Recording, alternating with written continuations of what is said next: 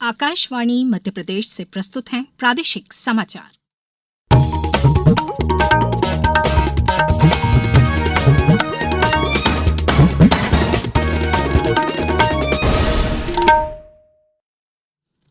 नमस्कार, समाचारों के साथ मैं राना शाहिद। पहले इस बुलेटिन के मुख्य समाचार।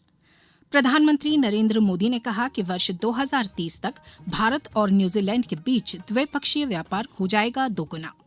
मुख्यमंत्री डॉक्टर मोहन यादव ने आज इंदौर में मेरा युवा मेरा गौरव सम्मेलन 2026 का उद्घाटन किया।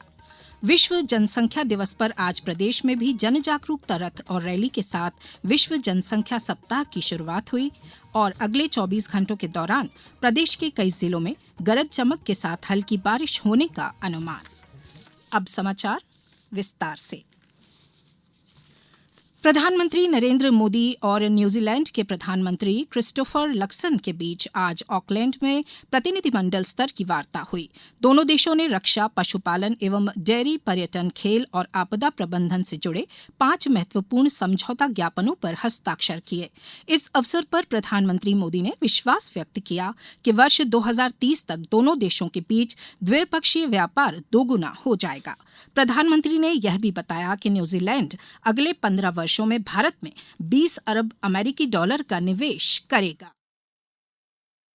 हमने भारत न्यूजीलैंड संबंधों को स्ट्रेटेजिक पार्टनरशिप के स्तर पर ले जाने का ऐतिहासिक निर्णय लिया है। इसके अंतर्गत हम हर क्षेत्र में स्पष्ट लक्ष्यों और ठोस परिणामों के साथ आगे बढ़ेंगे। इस वर्ष हमने रिकॉर्ड समय में फ्री ट्रेड एग्रीमेंट किया। इस उपलब्धि से दोनों देशों के उद्योगों, किसानों और युवाओं के लिए नए द्वार खुलेंगे। प्रधानमंत्री नरेंद्र मोदी इंडोनेशिया, ऑस्ट्रेलिया और न्यूजीलैंड की अपनी 3 देशों की यात्रा पूरी करने के बाद भारत के लिए रवाना हो गए हैं।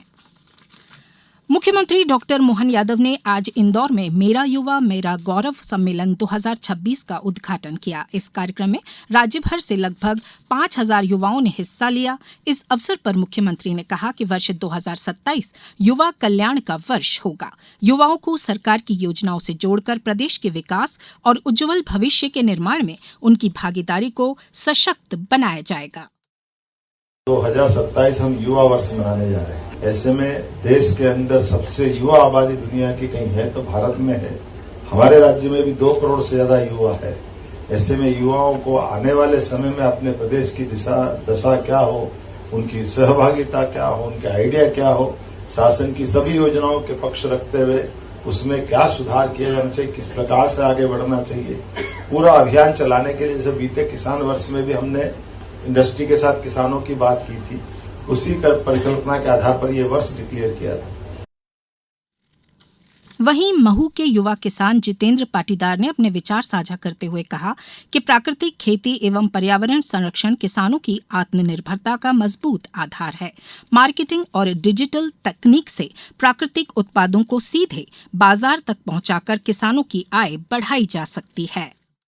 मैं जितेंद्र पाटीदार, निवास ग्राम सिमरोल, विकासखंड महू, जिला इंदौर का प्राकृतिक खेती करने वाला एक कृषक हूँ। प्राकृतिक खेती के माध्यम से हम पर्यावरण संरक्षण, भूजल संचय, जैव विविधता और प्राकृतिक खेती के माध्यम से हम संतुलन और आत्मनिर्भर बन रहे हैं।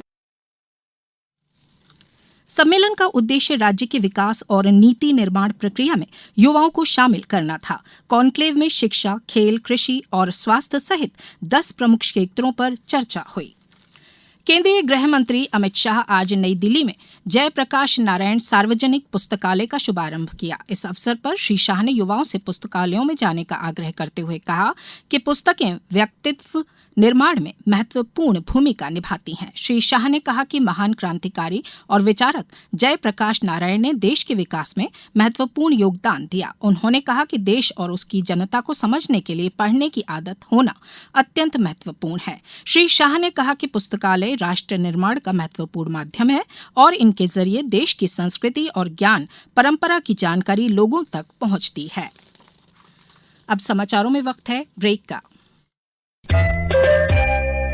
ये समाचार आप आकाशवाणी मध्य प्रदेश से सुन रहे हैं। ये समाचार बुलेटिन YouTube पर Madhya Pradesh news all India radio channel पर और फेसबुक के साथ ही X प्लेटफॉर्म पर AIR न्यूज भोपाल पेज पर सुने जा सकते हैं। इसके अलावा आप हमारी वेबसाइट newsonair.gov.in पर या न्यूज ऑन AIR ऐप पर भी समाचार सुन सकते हैं। ब्रेक के बाद समाचारों में एक बार फिर आपका स्वागत है। मुख्यमंत्री डॉक्टर मोहन यादव रविवार को जिला भिंड के लहार में आयोजित होने वाले राज्य स्तरीय कार्यक्रम में मुख्यमंत्री लाडली बहना योजना के तहत प्रदेश की लगभग 1,25,15,000 से अधिक बहनों के खातों में सिंगल क्लिक से 1835 करोड़ रुपए से अधिक की राशि का सीधा अंतरण करेंगे। मध्य प्रदेश सरकार की इस योजना के अंतर्गत लाभार्थी महिलाओं को योजनाओं की शुरुआत से अब तक की 38वीं नियमित मासिक किस्त का भुगतान किया जाएगा। मुख्यमंत्री डॉक्टर मोहन यादव ने कहा है कि शिक्षा ही समाज में परिवर्तन लाने का सबसे बड़ा और सशक्त माध्यम है।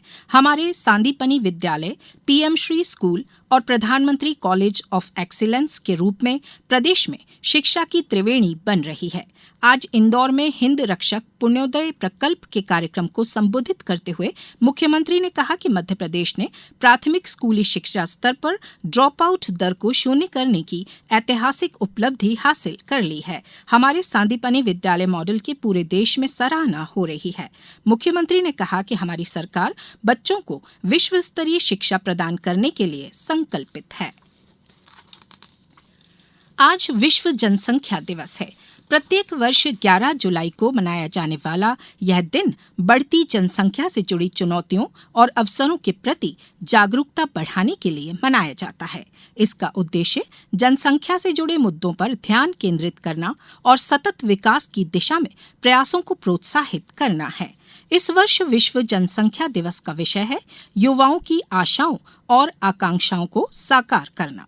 आज और भविष्य के लिए केंद्रीय स्वास्थ्य और परिवार कल्याण मंत्री जगत प्रकाश नड्डा ने कहा है कि स्वैच्छिक परिवार नियोजन, जागरूक निर्णय और स्वस्थ परिवार समावेशी तथा सतत विकास की मजबूत नींव है। इस अवसर पर प्रदेश में भी जन जागरूकता रथ और रैली के साथ विश्व जनसंख्या सप्ताह की शुरुआत हुई। इस दौरान 18 जुलाई तक विभिन्न जन जागरूकता कार्यक्रम आयोजित किए जाएंगे। प्रदेश में फिलहाल तेज बारिश से कुछ राहत मिलने वाली है। अगले 3 दिनों तक प्रदेश में हल्की से मध्यम बारिश का सिलसिला जारी रहेगा और कहीं भी भारी बारिश का अलर्ट नहीं है। अगले 24 घंटों के दौरान नर्मदापुरम, इंदौर, उज्जैन, ग्वालियर, रीवा, शहडोल, जबलपुर और सागर संभागों के जिलों में गरज चमक के साथ हल्की बारिश होने का अनुमान है। मौसम विभाग ने बताया कि 14 जुलाई से कुछ जिलों में एक बार फिर भारी बारिश का दौर शुरू हो सकता है। अब कुछ समाचार संक्षेप में। गुना में आज मोबाइल कोर्ट का आयोजन किया गया। इस दौरान राजस्व विभाग ने लंबित प्रकरणों के निराकरण की कार्रवाई की। खंडवा महिला एवं बाल विकास विभाग की जिला स्तरीय समन्वय समिति की बैठक आगामी 13 जुलाई को आयोजित होगी।